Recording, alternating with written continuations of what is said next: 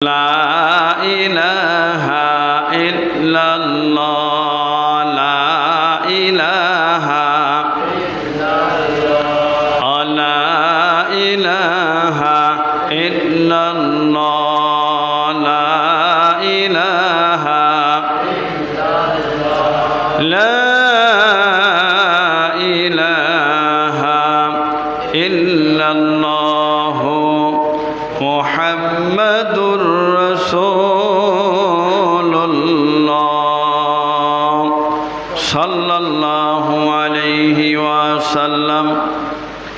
আলহামদুলিল্লাহ, মহান রব্বুল আলামিনের দরবারে লাখো কোটি শুকর যে আল্লাহ রব্বুল আলামিন দুনিয়াবি সমস্ত কাজকর্ম থেকে ফারেক করে মহান রব্বুল আলামিন আল্লাহ পাকের ঘর মসজিদে আসার বসার তৌফিক দান করেছেন।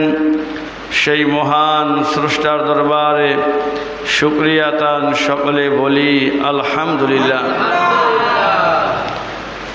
লাখো কোটি দুরূদ ও সালাম বর্ষিত হোক আমার আপনার পিয়ারা নবী মুহাম্মদুর রাসূলুল্লাহ সাল্লাল্লাহু আলাইহি ওয়াসাল্লামের উপর।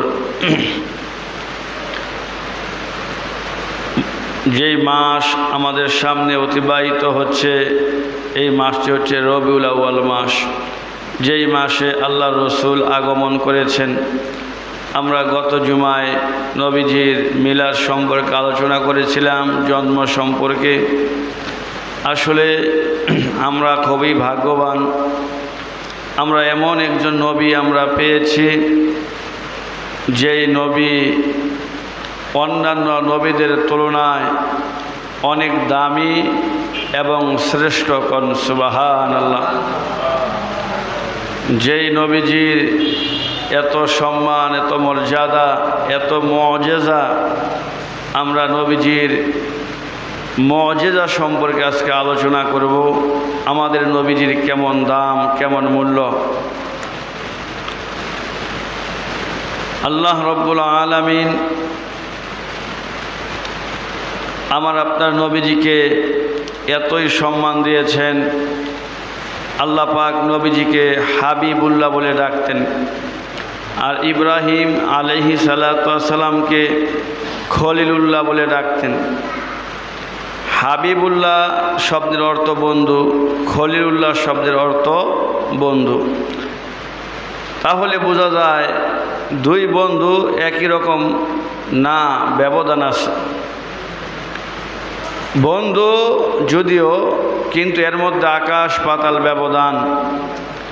আল্লাহ তাআলা ইব্রাহিমকে খলিলুল্লাহ উপাধি দিয়েছেন, বন্ধু বানিয়েছেন। ইব্রাহিম আলাইহিস সালাতু ওয়াস সালাম আল্লাহকে খুশি করার জন্য তিনি সর্বোচ্চ চেষ্টা করছেন, সব সময় চেষ্টা করতেন। আল্লাহ পাক বলেছেন, ইব্রাহিম তুমি যদি আমাকে খুশি করতে চাও, নমরুদের আগুনে তুমি ঝাঁপ দাও। ইব্রাহিম আলাইহিস সালাতু ওয়াস সালাম আল্লাহকে খুশির জন্য নমরুদের আগুনে ঝাঁপ দিয়েছেন।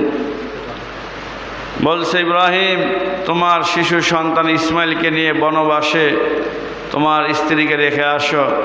ইব্রাহিম পয়গম্বর তাই করলেন আল্লাহকে খুশি করার জন্য। আবার বলছেন, তোমার সন্তান ইসমাইলের গলায় ছুরি চালাও, আমি আল্লাহকে রাজি করার জন্য। ইব্রাহিম পয়গম্বর তাই করলেন। আল্লাহকে খুশি করার জন্য জান মাল সব কিছু ইব্রাহিম পয়গম্বর দিয়েছেন। এই জন্য তিনি আল্লাহর কাছ থেকে খলিলুল্লাহ উপাধি পেয়েছেন, যে বন্ধু আল্লাহর জন্য সব কিছু করতে রাজি, আল্লাহকে খুশি করার জন্য সবসময় চেষ্টা করতেন। আর হাবিবুল্লাহ এমন একজন বন্ধু, যেই বন্ধুরে খুশি করার জন্য আমার আল্লাহ সব সময় চেষ্টা করতেন। কোন সুবহানাল্লাহ। ইব্রাহিম আল্লাহকে খুশি করার জন্য চেষ্টা করতেন, আর আমার আল্লাহ আমার নবীকে খুশি করার জন্য সব সময় চেষ্টা করতেন। তাহলে বুঝেন, এক বন্ধু তার কাছ থেকে সব কিছু আল্লাহ নিয়ে নিয়েছেন, আরেক বন্ধুর জন্য আমার আল্লাহ সব কিছু দিয়েছেন। কোন সুবহানাল্লাহ। আল্লাহ রাব্বুল আলামিন আমার আপনার পেয়ারা নবী মুহাম্মদুর রাসূলুল্লাহ সাল্লাল্লাহু আলাইহি ওয়াসাল্লামকে এত মোহাব্বত করেন, এত ভালোবাসেন। আল্লাহ কয়, বন্ধু আপনার কি দরকার? আপনাকে খুশি করার জন্য আমি পৃথিবীর কোনো নবীকে আমি আরশ আজিমের মধ্যে আনি নাই, আমি জান্নাত জাহান্নাম দেখাই নাই।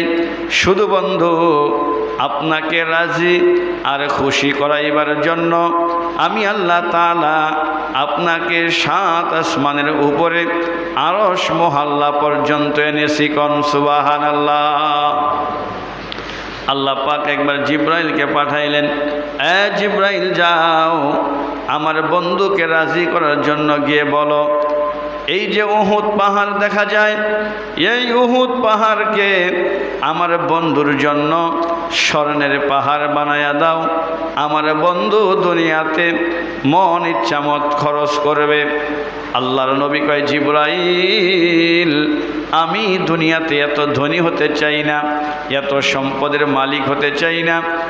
জিব্রাইল আমি চাই এক বেলা পেট ভরে খাবো, আল্লাহ রাব্বুল আলামিনের শুকর আদায় করব, আরেক বেলা উপোস থাকবো, তো আমি ধৈর্য ধারণ করব। কোন সুবহানাল্লাহ।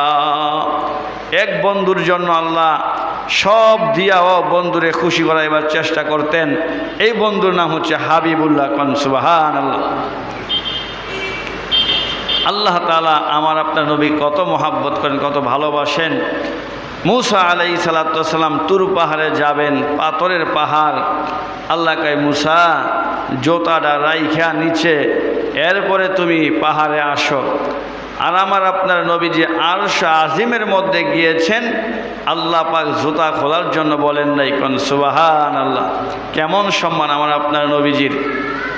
আল্লাহ রাব্বুল আলামিন এই পৃথিবীতে প্রত্যেকটা নবীকেই কিছু না কিছু মুজিজা দান করেছেন। আমার নবীকেও আল্লাহ মুজিজা দান করেছেন। মুজিজা হলো এমন একটা শক্তি, তৎকালীন শক্তিকে সাথে সাথে বিনষ্ট করে দেয়। পৃথিবীর যেই কোনো শক্তিকে সাথে সাথে দুর্বল বানায় দেয়, এর নাম হচ্ছে মুজিজা। এর নাম কি? মুজিজা। ওলিয়া উলিয়ারা যে কিছু দেখাইতেন এটারে কেরামতি বলে। আর নবী রাসূলগণ যেই জিনিসটা দেখাইতেন, আধ্যাত্মিক হঠাৎ যেই শক্তিটা দেখাইতেন, এটার নাম হচ্ছে মুজিজা, আল্লাহর পক্ষ থেকে। কোন সুবহানাল্লাহ। প্রত্যেকটা নবীকে আল্লাহ কিছু না কিছু দিয়েছেন। হযরতে দাউদ আলাইহিস সালাতু ওয়াস সালামকে আল্লাহ রাব্বুল আলামিন একটা মুজিজা দিয়েছেন, কিন্তু সমস্ত নবী যাওয়ার সাথে সাথে তাদের মুজিজাও দুনিয়ার থেকে বিদায় হয়ে গেছে। কিন্তু আল্লাহর নবী সাল্লাল্লাহু আলাইহি ওয়াসাল্লাম পৃথিবীর থেকে ইন্তেকাল করার পরও তার নবুয়তের 5টা মুজিজা এখনো পৃথিবীতে আছে। কোন সুবহানাল্লাহ। অন্যান্য নবীদের মুজিজা, হযরতে দাউদ পয়গম্বরকে আল্লাহ এমন কণ্ঠ দিয়েছেন, যেই কণ্ঠ দিয়ে তিনি জাবুর কিতাব তেলাওয়াত করতেন। তেলাওয়াতের সাথে সাথে আকাশে জিন্নাত থমকে দাঁড়িয়ে তার তেলাওয়াত শুনত, আকাশের পাখিগুলো দাঁড়িয়ে গিয়ে তার তেলাওয়াত শুনত, গভীর সমুদ্রের মাছগুলো নদীর কিনারায় এসে আল্লাহর পয়গম্বর দাউদের কণ্ঠের তেলাওয়াত শুনত। কোন সুবহানাল্লাহ। দাউদ পয়গম্বর বিদায় হয়ে গেছেন, তার মুজিজাও শেষ হয়ে গেছে। শুধু তাই না, হযরতে দাউদ আলাইহিস সালাতু ওয়াস সালামকে আরশের মালিক আল্লাহ আরও একটি মুজিজা দান করেছেন। তিনি লোহাকে হাতের মধ্যে নিয়ে চাপ দিতেন, সাথে সাথে মোমের মতো গলে আঙ্গুলের চিবা দিয়ে বের হয়ে যেত। কোন সুবহানাল্লাহ। যত শক্তিশালী লোহা হোক না কেন তিনি এইভাবে চাপ দিতেন আর সাথে সাথে মোমের মতো গলে যেতেন। এবার দাউদ পয়গম্বর ইন্তেকাল করলেন। দুনিয়ার কোনো মানুষ চাপ দিলে আর লোহা কিন্তু পানির মতো মোমের মতো নরম হয় না, কারণ এইটা দাউদ নবীর মুজিজা। কোন সুবহানাল্লাহ। তার সন্তান হজরতে সুলাইমান আলাইহিস সালাতু ওয়াস সালামকে আল্লাহ বিশাল একটা সিংহাসন দিয়েছিলেন, যেই সিংহাসনের তেলের প্রয়োজন ছিল না, ইঞ্জিলের প্রয়োজন ছিল না। শুধুমাত্র বাতাসকে বলতেন, বাতাস আমাকে নিয়ে যাও। একদিনে 6 মাসের রাস্তা পর্যন্ত অতিক্রম করতে পারতেন। কোন সুবহানাল্লাহ। আজ সুলাইমান নাই, পৃথিবীর কোনো মানুষ, কোনো বিজ্ঞান বললে বাতাসকে আমাকে নিয়ে যায় না, কারণ এই মুজিজা ছিল সুলাইমান পয়গম্বরের সাথে সম্পর্ক। কোন সুবহানাল্লাহ। হযরতে মূসা আলাইহিস সালাতু ওয়াস সালামকে আল্লাহ তাআলা লাঠি দান করেছেন, 3 হাত লাঠি। যেই লাঠি মাটিতে রাখলে সাপ হয়ে যেত, মাটিতে গেড়ে রাখলে গাছ হয়ে যেত, সমুদ্রের মধ্যে রাখলে ওই লাঠি ব্রিজ হয়ে যেত। কোন সুবহানাল্লাহ। আজ মূসা নাই, পৃথিবীর সমস্ত ইহুদিরা মিলিয়াও যদি কোনো লাঠি মাটির মধ্যে রাখে সাপ হয় না, কোনো লাঠি সাগরে রাখলে রাস্তা হয় না, কোনো লাঠি মাটিতে গেড়ে দিলে গাছ হয় না, কারণ এই মুজিজা ছিল মূসা নবীর সাথে সম্পর্ক। মূসা শেষ, তার লাঠির ক্ষমতাও শেষ। কোন সুবহানাল্লাহ।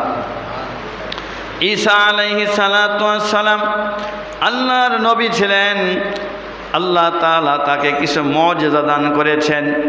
যত পুরাতন কবর হোক না কেন, কবরের পাশে গিয়ে কুম বিইজনিল্লাহ বলার সাথে সাথে ওই কবরের মরা মানুষটা সাথে সাথে জীবিত হয়ে কথা বলতেন। কোন সুবহানাল্লাহ।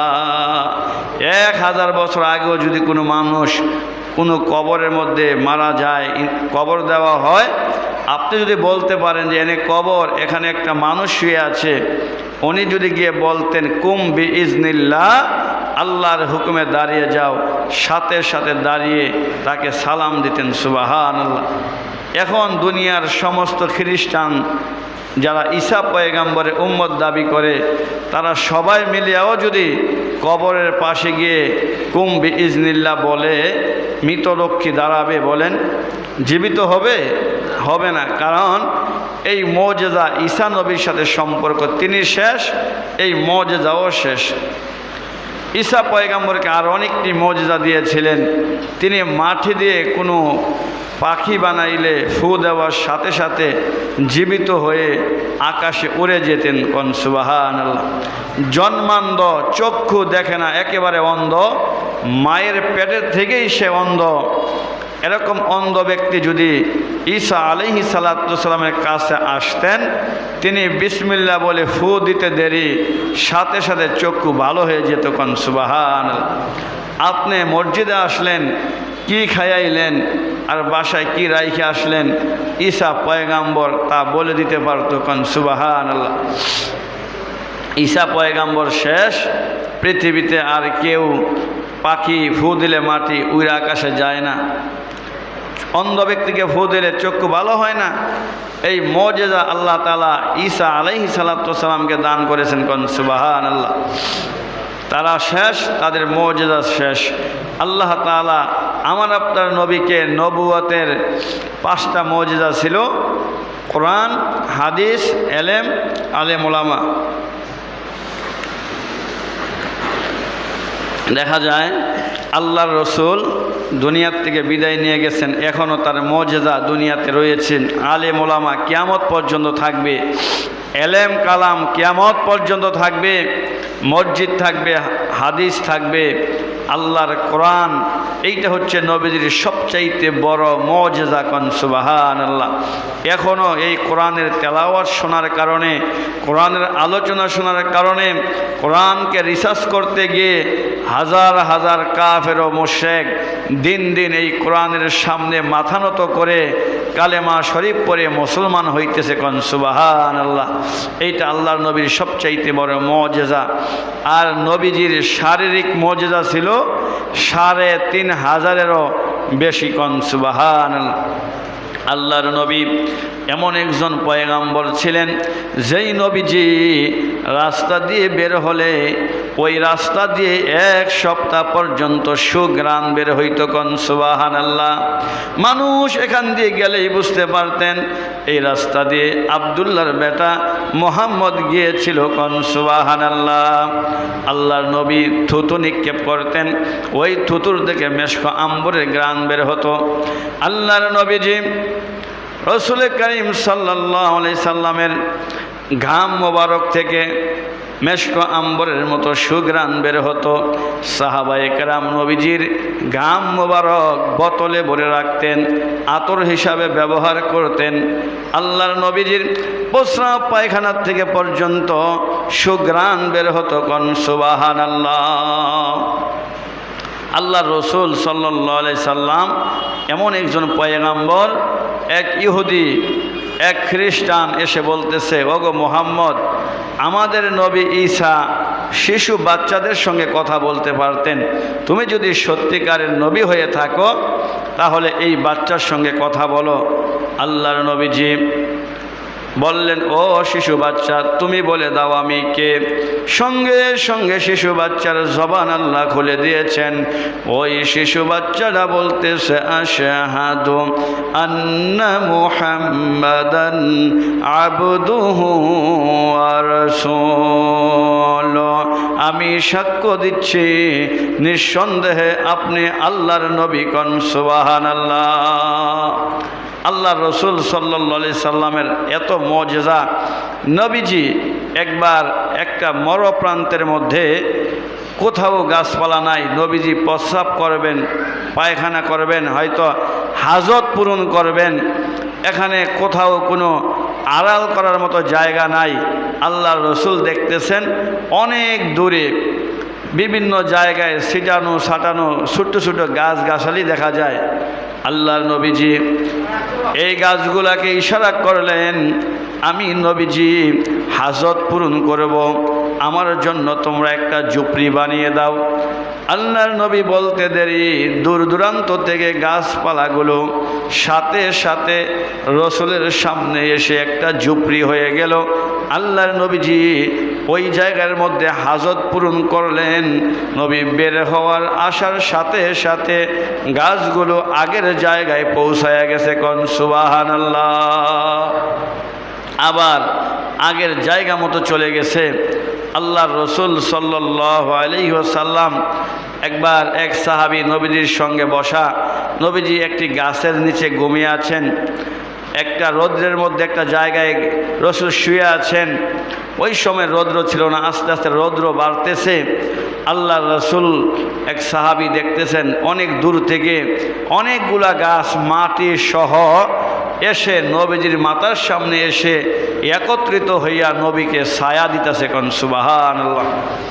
আল্লাহ রসুল সাল্লাল্লাহু আলাইহি সাল্লাম মক্কার সবচাইতে বড় দুশমন আবু জাহেল এসে বলতেছে, মোহাম্মদ, ও বাতিজা, তুমি যদি সত্যি সত্যি নবী হয়ে থাকো তাহলে বলো, ওই যে আকাশটার মধ্যে একটা চাঁদ দেখা যায়, এই আকাশের চাঁদ কি তুমি 2 টুকরা করতে পারবানি? আল্লাহর নবীজি জমিনের মধ্যে দাঁড়িয়ে আকাশের চাঁদের দিকে এইভাবে আঙ্গুল দিয়ে ইশারা করলেন। সাথে সাথে হাজার হাজার লক্ষ মাইল উপরে ওই আসমানের চাঁদ 2 খণ্ড হয়ে গেছে। সুবহানাল্লাহ। আমার আপনার নবীজির কত মুজিজা, কত পাওয়ার ছিল। আবু জাহেল একবার আসলো, এসে বলতেছে, মোহাম্মদ, তুমি তো নবী দাবি করো, এই যে আমার হাতের মুষ্টির মধ্যে কি আছে তুমি কি বলতে পারবা? কিছু পাথরের টুকরা এনে বলতেছে, তুমি কি বলতে পারবা? আল্লাহর রসুল বলে, চাচা, যদি আপনার হাতে কি আছে ওরাই যদি বলে যে আমি পয়গাম্বর, তাহলে কি আপনি কালিমা পড়বেন? কয় তাহলে তো এটা ভালো কথা। আল্লাহর নবীজি আবু জাহেলের হাতের মুষ্টির দিকে ইশারা করতে দেরি ওই আবু জাহেলের হাতের মুষ্টির ভিতরে থাকা পাথরের টুকরোগুলো জবাব দেয়, ওগো নবীজি, আমরা সাক্ষী দিচ্ছি যে নিঃসন্দেহে আপনি আল্লাহর পয়গাম্বর। কোন সুবহানাল্লাহ। আল্লাহর নবীজি সাক্ষী দেওয়ার পরও এরকমভাবে আবু জাহেলের হেদায়েত নাই, ঈমান নাই, সে ঈমান গ্রহণ করে নাই।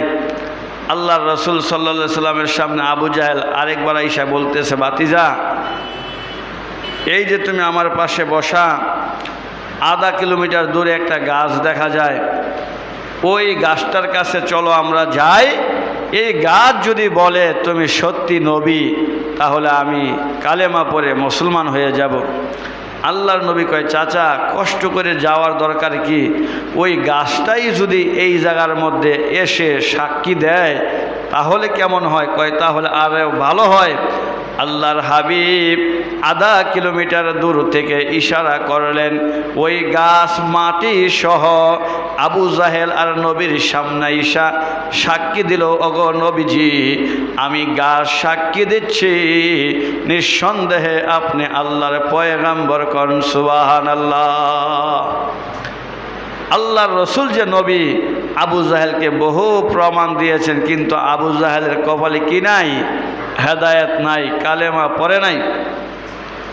আল্লাহর রসুল সাল্লাল্লাহু আলাইহি সাল্লামের সঙ্গে শুধুমাত্র দুশ্মনী আর দুশ্মনী করেই যাচ্ছে। আবু জাহেল নবীর সাথে দুশ্মনী করার কারণে সে জাহান্নামী হয়ে গেছে। আর এক ইহুদি আল্লাহর নবীর নামের সাথে আদব দেখানোর কারণে, নামকে সম্মান করার কারণে ইহুদি জান্নাতি হয়ে গেছে। কোন সুবহানাল্লাহ। বনি ইসরাইলের এক লোক তেমন ভালো ছিল না। একদিন তাকে লোকেরা মেরে একটা ময়লাযুক্ত ড্রেনের মধ্যে ফালায় রাখছে। আল্লাহ তাআলা মূসা আলাইহিস সালাতু ওয়াস সালামকে পাঠাইলেন, মূসা, অমুক জায়গায় ময়লাযুক্ত ড্রেনের মধ্যে এক ব্যক্তি মরে পড়ে আছে, তাকে উঠাও, উঠাইয়া তার জানাজা পড়ো, দাফন করে তারে কবরে পাঠাও। মূসা পয়গম্বর গিয়ে দেখে এটা তো ওই ব্যক্তি যার তেমন কোনো আমল আমাদের নজরে পড়ে নাই, তেমন একটা ভালো মনে হয় না, এই লোকটা জানাজা কেন আমাকে পড়তে বলা হয়েছে? আল্লাহ কয়, মূসা, এই লোকটার ভিতরে তেমন আমল নাও যদি থাকে, এমন একটা আমল আছে যে আমলের কথা দুনিয়ার কেউ জানে না, একমাত্র আমি আল্লাহ জানি। জোরে কোন সুবহানাল্লাহ। মূসা পয়গম্বর কয়, আল্লাহ, এমন কোন আমল যে আমলের কারণে এই লোকটার জানাজা পড়ার জন্য আদেশ করেছেন? আল্লাহ কয়, মূসা রে, এই লোকটা সারাদিন যাই করতো না করতো, রাত্রের বেলা যখন ঘুমাতো, ঘুমানোর আগে তাওরাত কিতাবটা খুলতো, তাওরাত কিতাবটা খোলার পরে প্রত্যেকটা পৃষ্ঠা উল্টাইতো, যেই জায়গার মধ্যে আমার আখিরি জামানার নবী মুহাম্মদের নাম পাইতো, ওই নামটার মধ্যে চুমু খায়া তারপরে রাত্রে সে ঘুমাইতো। কোন সুবহানাল্লাহ। আল্লাহ কয়, মূসা, যেই নবীর জন্য আমি আসমান বানাইলাম, জমিন বানাইলাম, তোরে বানাইলাম, গোটা দুনিয়া বানাইলাম, আমার সেই হাবিবের নামের ওসিলায় আমি এই লোকটারে ক্ষমা কইরা দিলাম। কোন সুবহানাল্লাহ। আমার আপনার নবী কেমন নবী? যেই নবী দুনিয়াতে আসার আগেই আল্লাহর নবীর নামের ওসিলায় ইহুদিরে পর্যন্ত আল্লাহ তাআলা ক্ষমা করে দিয়েছেন। আমার ভাইয়েরা, আল্লাহর নবীজি তার হাতের মধ্যে কেমন বরকত। এক যুদ্ধের মধ্যে আল্লাহর রসুল বলতেছেন, ও সাহাবায়ে কেরাম, পানির প্রয়োজন, কারো কাছে সামান্য একটু পানি আসেনি, কেউ কথা বলে না। আল্লাহর নবীর একজন সাহাবী কয়, ইয়া রাসূলুল্লাহ, ইয়া হাবিবাল্লাহ, আমার কাছে সামান্য পরিমাণের পানি আছে। আল্লাহর রসুল বলেন, তোমার লোটা এই দিকে আনো। আল্লাহর রসুল ওই পাত্রের মধ্যে হাত দিলেন, রসুলের আঙ্গুল থেকে ঝরনার মতো পানি বের হওয়া আরম্ভ করছে। কোন সুবহানাল্লাহ। 70,000 সাহাবী, তারা সবাই পানি পান করছেন। পানি পান করার পরে গোসল করছেন। এরপরে রসুল বলে, দেখো তো পাত্রের পানি কতটুকু কমছে। আল্লাহর নবীর সাহাবী কয়, খোদার কসম নবীজি, বিন্দু পরিমাণও পানি কমে নাই। জোরে কোন সুবহানাল্লাহ। হযরতে জাবের রাদিয়াল্লাহু তাআলা আনহু খন্দকের যুদ্ধে আল্লাহর রসুল যুদ্ধ করতেছেন সাহাবায়ে কেরামদেরকে নিয়ে। হযরতে জাবের রাদিয়াল্লাহু তাআলা আনহু চিন্তা করলেন, আল্লাহর নবীকে দাওয়াত করে আনার মতো সমর্থন আমার নাই, কোনোদিন নবীকে দাওয়াতও দিয়ে আনতে পারি না, তেমন পরিস্থিতি আমার হয় না। যেহেতু আমার বাড়ির পাশে রসুল যুদ্ধ করতে আসলো, আমি একটু বাড়িতে গিয়ে দেখি বিবির সঙ্গে পরামর্শ করে কিছু আছে কিনা, আল্লাহর নবীকে একবেলা খাবার খাওয়াইতে পারবো কিনা। হযরতে জাবের রাদিয়াল্লাহু তাআলা আনহু দৌড়াইয়া বাড়িতে গেলেন, গিয়ে বলতেছেন, বিবি গো, আল্লাহর রসুলকে দাওয়াত দেওয়ার মতো আমার তো তৌফিক নাই, কিন্তু বাড়ির পাশে নবী যুদ্ধ করতেছেন, ক্ষুধায় বড় ক্লান্ত। ও বিবি, ঘরে কোনো খাবার আসেনি? বলতেছে, স্বামী গো, ঘরে তো তেমন খাবার নাই, সামান্য কিছু আটা আছে, ছোট্ট একটা বকরির বাচ্চা আছে। আল্লাহর নবীর সাহাবী হযরতে জাবের বকরির বাচ্চাটা জবাই করলেন, বললেন, তুমি ভুনা করতে থাকো আর রুটি বানাইতে থাকো, অন্তত আল্লাহর নবীজির একবেলার নাস্তা হইলেই হয়ে যাবে। কোন সুবহানাল্লাহ। জাবেরের বিবি বুদ্ধিমান, বলে, স্বামী, আপনি যুদ্ধের ময়দানে অনেক সাহাবী, সবাইকে দাওয়াত দিলে তো আর হবে না, আপনি কানে কানে যাইয়া নবীরে একলা দাওয়াত দিবেন, আল্লাহর রসুলকে খাওয়াই দেব। কোন সুবহানাল্লাহ। এদিক দিয়ে বিবি রান্না বান্না করতেছে। জাবের দৌড়াইয়া মাঠে গিয়ে কয়, ইয়া রাসূলুল্লাহ, আপনার জন্য আমার বাড়িতে কি হালকা কিছু নাস্তার ব্যবস্থা করছি, নবীজি আপনি আসেন, আপনি এসে নাস্তা গ্রহণ করেন। আল্লাহর নবী এই কথা শোনার সঙ্গে সঙ্গে 70,000 সাহাবায়ে কেরামকে বললেন, ও সাহাবীরা, আসো, জাবেরের বাড়িতে দাওয়াত খাওয়ার জন্য যাইব। কোন সুবহানাল্লাহ। আল্লাহর নবী তো একা খাবেন, আর তার অনুসারী তার সাহাবীদেরকে যুদ্ধের ময়দানে ফেলে রাখবেন, আর তিনি গিয়ে খেয়ে আসবেন। আল্লাহর নবীকে আমাদের মতো বলেন, আমরা না দাওয়াত দিলে ছাত্র ঘরে রাইখই খেয়ালাই নাকি, আছে না? অথবা আপনারা দাওয়াত দিছে, ফলান থুইয়া এই হোটেলে খাইয়াইছেন, হয় না এরকম?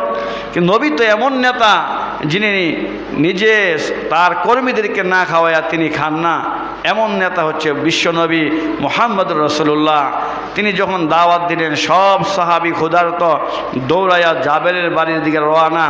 জাবেরের তো ফেরে সিপ দিছে, হাই হাই রে, দাওয়াত দিলাম নবীরে একা, বাড়িতে ব্যবস্থা আছে একজনের, এই সব সাহাবী যেইভাবে যাইতেছে, মান সম্মান সব যাইব। দৌড়াইয়া গিয়া কয়, বিবির সর্বনাশ। কয়, কে? আমি তো নবীরে কানে কানে বলছিলাম, কিন্তু রহমতের নবী বিশ্ব নবী তো সব সাহাবীদেরকে দাওয়াত দিলেন, সবাই আমার বাড়িতে আসতেছে, এখন কি করব? আল্লাহর নবীর সাহাবী হযরতে জাবেরের বিবি বলে, শোনো, আল্লাহর নবী যেহেতু সবাইরে দাওয়াত দিছে, কোনো টেনশন নাই, যা বুঝার নবীজি বুঝবে। কোন সুবহানাল্লাহ। আল্লাহ রসুল আসলেন, সাহাবায়ে কেরাম আইসা বসলেন। এখন জাবেরের মনটা তো খালি বেজার বেজার, কেমন জানি একটা লজ্জা লজ্জা লাগতেছে। নবী বুঝতে পারছেন, নবী তো বুঝতেই পারতেছে যে আমাকে দাওয়াত দিছে, সব মানুষ চলে আসলাম। আল্লাহ নবী কয়, জাবের, দাঁড়ায় রইছো কেন, কি হয়েছে, নিয়ে আসো। কিছু রুটি নিয়ে আসলেন, আর এক পেয়ালা বকরির গোস্ত রান্না নিয়ে আসলেন। আল্লাহর নবী এখানে হাত দিলেন, আর বলছে, জাবের, বিসমিল্লাহ কইরা সবাইরে দিতে থাকো। আল্লাহর নবীর সাহাবী হযরতে জাবের এক এক করে দিতে দিতে দিতে দিতে 70,000 সাহাবায়ে কেরামকে খাওয়াইলেন। জাবের নিজে খাইলেন, তার স্ত্রী খাইলেন, এরপরে রসুল বলেন, জাবের দেখো তো গোস্ত কতটুকু কমছে আর রুটি কতগুলো কমছে। হজরতে জাবের কয়, ইয়া রাসূল আল্লাহ, ওই আল্লাহ পাকের নামের কসম করে বলি, যেই পরিমাণ বুনা গোস্ত ছিল ওই পরিমাণ আছে, তিল পরিমাণ কমে নাই। কোন সুবহানাল্লাহ। আল্লাহর নবীর বরকত। কার বরকত? হযরত আবু হুরায়রা রাদিয়াল্লাহু তাআলা আনহু, তিনি সবচাইতে বেশি হাদিস বর্ণনা করেছেন সাহাবীদের মধ্যে। এই সাহাবী, গরিব সাহাবী, ক্ষুধার যন্ত্রণায় মসজিদে নববীর মধ্যে গড়াগড়ি করতেছে। দেখবেন মানুষের যখন খিদা লাগে, খাবার না পায়, খিদার কষ্টের মতো আর কষ্ট, এরকম কষ্ট আর কিছুই না, ক্ষুধার যন্ত্রণা এমন। তো সাহাবী আবু হুরায়রা মসজিদে গড়াগড়ি করতেছে। এক সাহাবী নামাজ আসলো, আবু বকর আসলো, ওমর সালাম দেয়, তারা উত্তর নেয়, কিন্তু কেউ বলে না আবু বকর খাইছো। কারণ অনেকে মনে করতেছে হয়তো মির্কি বেড়া মুড়ছে, এই জন্য এরকম ছটফট করতেছে। এমনিতে আল্লাহর রসুল মসজিদে আসলেন, আসার পরে আবু হুরায়রা নবীজিকে সালাম দিলেন। রহমতের নবী বুঝতে পারছেন যে আবু হুরায়রার ক্ষুধা। কয়, আবু হুরায়রা ক্ষুধা লেগেছে? কয়, ইয়া রাসূলুল্লাহ, আমি 2 দিন যাবৎ খাই নাই। আল্লাহর নবী কয়, আবু হুরায়রা, আমি নবীও 3 দিন ধরে খাই নাই। এরপরে বলতেছে, চলো আমার সাথে বাসায় গিয়ে দেখি কিছু আছেনি। আল্লাহর রসুল আবু হুরায়রাকে বাসায় নিয়ে গেলেন। গিয়ে বলতেছেন, ও আয়েশা, ঘরের মধ্যে খাবার কিছু আছে? আয়েশা কয়, ওগো নবীজি, 1 গ্লাস দুধ ছাড়া আর কোনো খাদ্য ঘরের মধ্যে নাই। আল্লাহর নবীজি 1 গ্লাস দুধ হাতে নিলেন। আবু হুরায়রা বড় খুশি। যাই হোক, 1 গ্লাস দুধ যদি অন্তত নবীজি আমার দেয় তাহলে মোটামুটি পেটটা ঠান্ডা হবে, এই আশায় তিনি অত্যন্ত খুশি। আবু হুরায়রাকে নবীজি বলতেছেন, আবু হুরায়রা, তুমি যেমন ক্ষুধার্ত, আসহাবে সুফার ওই 70 জন সাহাবিও তো না খেয়ে আছে, তাদেরকে একটু খবর দিয়ে নিয়ে আসো। কোন সুবহানাল্লাহ। আবু হুরায়রা মনটা বেজার হয়ে গেছে, হায় হায় রে, এমনিতেই ক্ষুধা, 1 গ্লাস দুধ নবীজি যদি একটু খায়, আমার একটু দেয়, পেট তো তেমন ভরবে না। আবার আসহাবে সুফার কারে বলা হয়? ওই যে মসজিদে নববীর বারিন্দার মধ্যে একটা মাদ্রাসা ছিল, সাহাবায়ে কেরাম না খেয়ে দিনের পর দিন হাদিস এলেম শিক্ষা করতো নবীর দরবারে থেকে। এতিমখানা যেটাকে বলা হয়, ওখানেই থাকতো। খাবার আসলে কোথাও থেকে খাইতো, না আসলে 1 দিন 2 দিন 3 দিন পর্যন্ত তারা না খেয়ে থাকতো। আল্লাহর নবীকে, আবু হুরায়রা, আসহাবে সুফার 70 জন সাহাবীকে নিয়ে আসো। আবু হুরায়রার মনটা বেজার, কিন্তু মুখ ফুটাইয়া বলতেও পারে না, নবীর আদেশ অমান্য করার কোনো সুযোগ নাই। আবু হুরায়রা দৌড়ায় গিয়া 70 জন সাহাবায়ে কেরামকে ডাকলেন। ডাকার পরে আল্লাহর রসুল বলতেছেন, আবু হুরায়রা, তুমি গ্লাস দিয়ে দিতে থাকো, আমি নবী ডালতে থাকি। আল্লাহ রসুল ডালতেছেন, আবু হুরায়রা সবাইকে নিয়ে দুধ খাওয়াইতেছেন। এইভাবে খাওয়াইতে খাওয়াইতে 70 জন সাহাবী পেট ভর্তি করে খাইলেন। এরপর আবু হুরায়রাকে বলছেন, তুমি খাও। আবু হুরায়রা খাইলেন। নবীজিকে আরও খাও, আরও খাইলেন। এরপরে আল্লাহর রসুল খাইলেন। এরপর আল্লাহর রসুল বলতেছেন, আবু হুরায়রা, দেখো তো গ্লাসের মধ্যে কি পরিমাণ দুধ আছে? কয়, ইয়া রাসূলুল্লাহ, প্রথম যেই পরিমাণ দেখছি এখনো ওই পরিমাণ আছে। জোরে কোন সুবহানাল্লাহ। আল্লাহ রসুল সাল্লাল্লাহু আলাইহি সাল্লামের হাতে এত বরকত। মদিনার মসজিদে নবীজি একবার বসা, আল্লাহর নবীর সাহাবীরা, বর্তমান যেই রৌদ্র, এর চাইতে বেশি রোদ সৌদি আরবে, খরার কারণে, রৌদ্রের কারণে ফসল সব নষ্ট হয়ে যাচ্ছে। জুমার দিন ছিল, আল্লাহর রসুলের সাহাবীরা বলতেছে, ইয়া রাসূলুল্লাহ, বৃষ্টির প্রয়োজন, আল্লাহর কাছে দোয়া করেন। আল্লাহর নবীজি 2 হাত উঠায়া আল্লাহর কাছে বৃষ্টি চাইতেছেন, হাত নামানোর আগেই বৃষ্টি আরম্ভ হয়ে গেছে। কোন সুবহানাল্লাহ। জুমার দিন বৃষ্টি, শনিবার, রবিবার, সোমবার, মঙ্গলবার, বৃহস্পতিবার, এরপরে শুক্রবার পর্যন্ত বৃষ্টি চলতে আছে, একটা সেকেন্ডের জন্য বন্ধ হয় নাই। আল্লাহ কয়, ও ফেরেশতা, আমার বন্ধু বৃষ্টি চাইছে, কতক্ষণ চাইছে এইটা তো বলে নাই। যেই পর্যন্ত আমার বন্ধু নিষেধ না করে বৃষ্টি তুমি হইতেই থাকো।